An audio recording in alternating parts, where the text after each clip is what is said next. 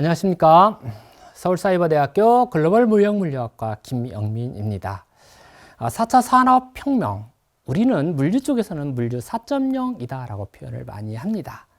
자, 이 상황에서 우리는 여러 물류 프로세스에서 물류 로봇이라고 하는 것을 사용할 수밖에 없습니다. 그리고 또 많은 기업들은 이미 물류 로봇을 도입을 해서 물류센터에서도 사용하기도 하고요. 또 물류 현장은 아니더라도 어떤 데 그 식당 같은 경우에 이제 로봇이 커피를 내리는 이제 바리스타가 사람이 아니라 로봇인 그런 경우도 있고, 주문을 하게 되면은 이 식음료를 로봇이 통로를 따라서 주문한 사람에게 음식을 가져다 주는 이제 이런 경우들도 많이 나오고 있습니다.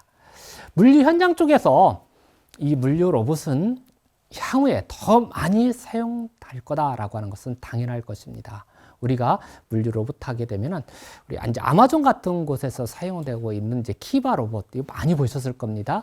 이 렉 자체를 얘가 들어서 피커한테 가져다 주고 거기서 피킹을 한 다음에 포장을 하는 그런 과정들, 그래서 사용되고 있는 그런 로봇들도 많이 있고요.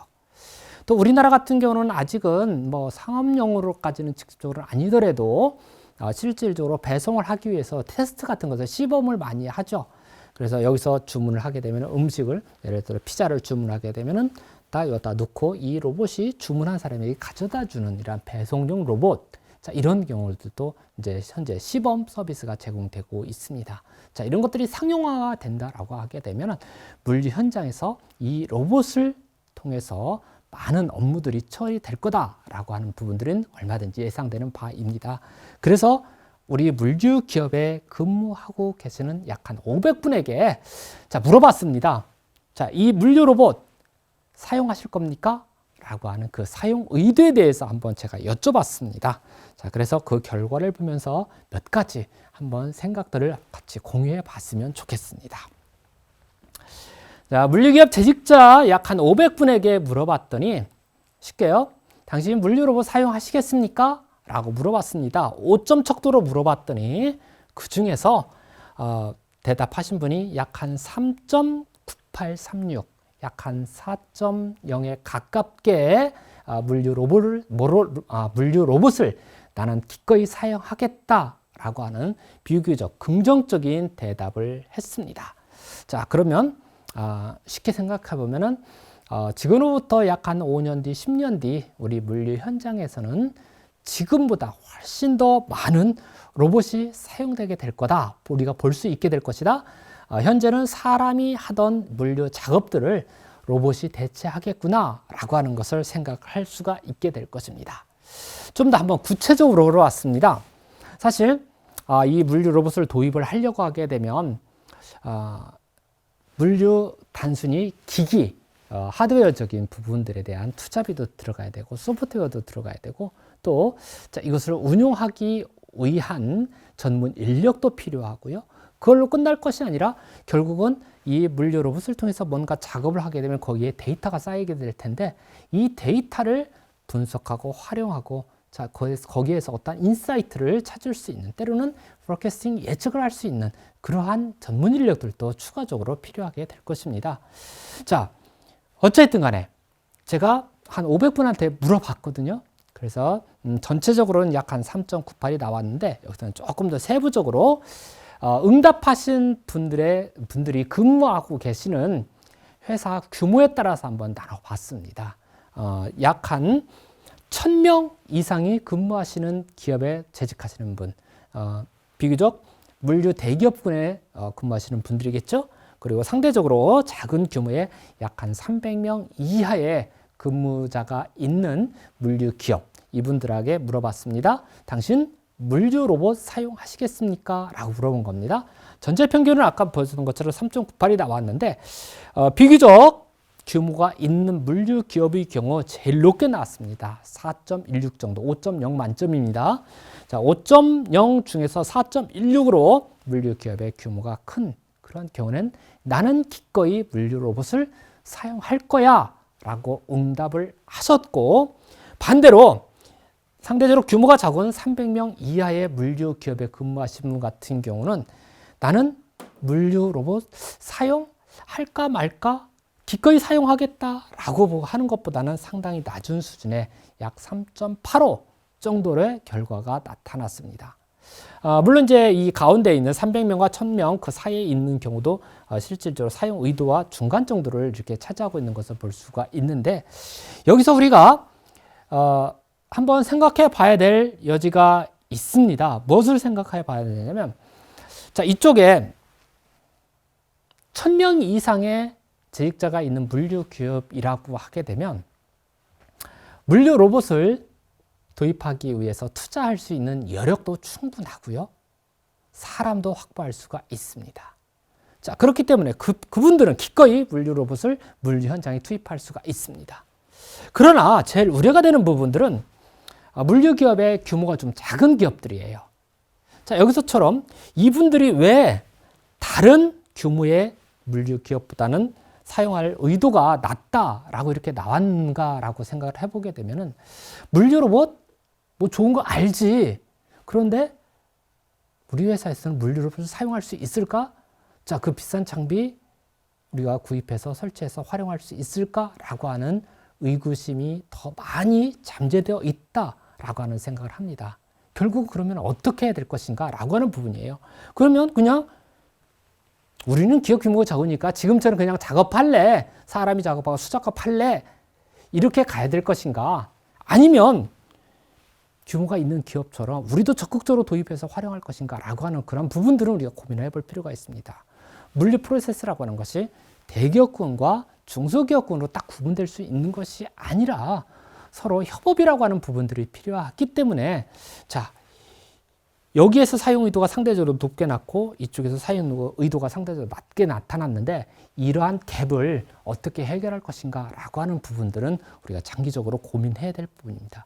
물류 기업이 고민해야 되겠고, 또 우리 국토부를 중심으로 한 공공기관이 고민을 해야 될 부분입니다. 무조건 도입하는 것이 좋다, 도입하면 별로 보탬이 안 된다, 이쪽으로 양분해서 생각할 것이 아니라 로봇은 언젠가는 사용할 수밖에 없는데 물류 전 산업에서 잘 효율적으로 활용될 수 있는 방안을 고민해 봐야 될 필요가 있다라고 하는 것입니다. 자, 이 전표에서, 이 그림에서 제시하고 있는 거는 대답하신 분이 아까는 이제 기업의 규모였다라고 하면 이분들의 이제 근무 경력입니다. 근무 경력이 많은 분 로봇 사용할까? 근무 경력이 짧은 분, 이제 물류업에 종사하신 지 얼마 안 되시는 분들은 사용할까? 라고 하는 그런 질문이었습니다. 자, 평균이 4.98 정도 나왔었는데요. 11년 이상, 즉 상대적으로 정말 물류 바닥에서 10년 이상 구르신 분이라고 표현해도 되겠죠. 자, 이런 분들 같은 경우는 제가 생각했던 것보다 좀 낮게 나왔어요. 나는 물류 로봇을 기꺼이 사용할 것이다 라고 하는 부분에서 3.9 정도, 3.93이 나왔고요. 오히려 6에서 한 10년 정도 되시는 분이 가장 높은 4.1에 가까운 그러한 결과를 보여주고 있습니다. 이제 신입사원 같은 분 같은 경우는 약 한 4.0 정도가 나왔습니다. 자, 이 결과를 보고서 저는 그렇게 생각을 했어요.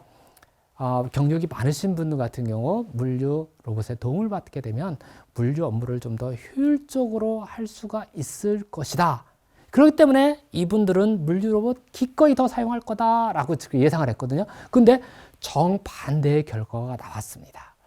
왜 그럴까라고 하는 부분들을 생각을 해 봤는데, 한편으로는 내가 하고 있는 업무를 로봇이 대체하면 나는 구조조정의 대상이 되어야 되는데 라고 하는 그런 부분들도 잠재되어 있지 않을까라고 하는 그런 생각도 들고요.